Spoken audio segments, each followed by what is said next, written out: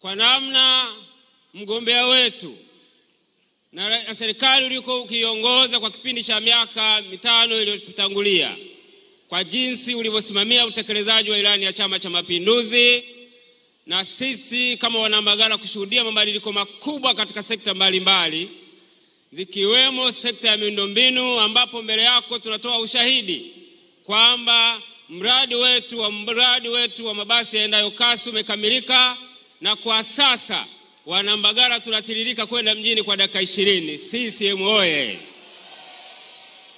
Nani kama CCM? Ndugu mgombea, mengi zaidi umefanya katika sekta ya afya. Umetusaidia kukamilisha upanuzi wa hospitali yetu ya wilaya ya Zakem, ambayo sasa inajiandaa kutoa huduma muhimu zaidi na kuwapunguzia mwendo watu wa Mbagala kuja hospitali ya Temeke na kwenda Muhimbili. CCM oye! Lakini zaidi ya hapo, katika jimbo letu, katika kipindi cha miaka 5 iliyopita, umetujengea vituo 3 vikubwa vya afya katika kata ya Twangoma na katika kata ya Kibonde Maji. Ndugu mgombea, katika sekta ya elimu umefanya makubwa. Peke yake kwenye sekta ya elimu umetuletea zaidi ya shilingi bilioni 16.6 ambazo zimetusaidia pamoja na mambo mengine kujenga shule bora kabisa ya ghorofa iliyoko katika mtaa wa Mangaya pale Mbagala. CCM oye! Ndugu mgombea, kwenye sekta ya maji peke yake katika kipindi cha miaka 5 iliyopita umetuletea zaidi ya shilingi bilioni 3.9 na kutusaidia kwa sehemu kutatua changamoto ya maji tuliyokuwa nayo. Nani kama Samia? Kipekee, Mheshimiwa mgombea, mimi sina mengi ya kueleza zaidi. Nichukue nafasi hii kuleta kwako maombi machache ambayo nafahamu ilani yetu ya Chama cha Mapinduzi imekwisha kuyazingatia. Kazi iliyobaki ni sisi baada ya tarehe 29, kwa sababu mbele yako wananchi walioko hapa tuna uhakika wanaenda kukuchagua wewe na kuwachagua wabunge wote wa CCM pamoja na madiwani wote.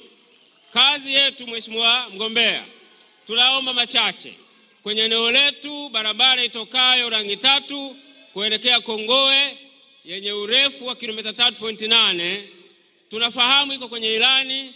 Tunaomba Mheshimiwa mgombea, na kwa vile wakandarasi tunaona kama wanasogea, sisi wajibu wetu baada ya uchaguzi ni kukusaidia ili kazi hii iweze kukamilika na wananchi wa Mbagala waendelee kufurahia. Jambo jingine muhimu ni sekta ya maji. Tunafahamu serikali imefanya sehemu kubwa kama nilivyotaja hapo awali, na kwa sasa tunaenda kutandaza mtandao wa bomba kutoka Kibada kuja Uhasibu na mwingine kutoka Kisarawetu kuja Twangoma, na bahati nzuri yote tumeitaja kwenye ilani. Tunakushukuru sana Mheshimiwa mgombea wetu. Wajibu wetu ni kukusaidia baada ya uchaguzi ili kazi hii iweze kufanyika kwa ufanisi, na serikali yetu itakayochaguliwa baada ya Oktoba 29 iweze kukamilisha kazi hii na wananchi waendelee kupata maji safi na salama katika maeneo yetu.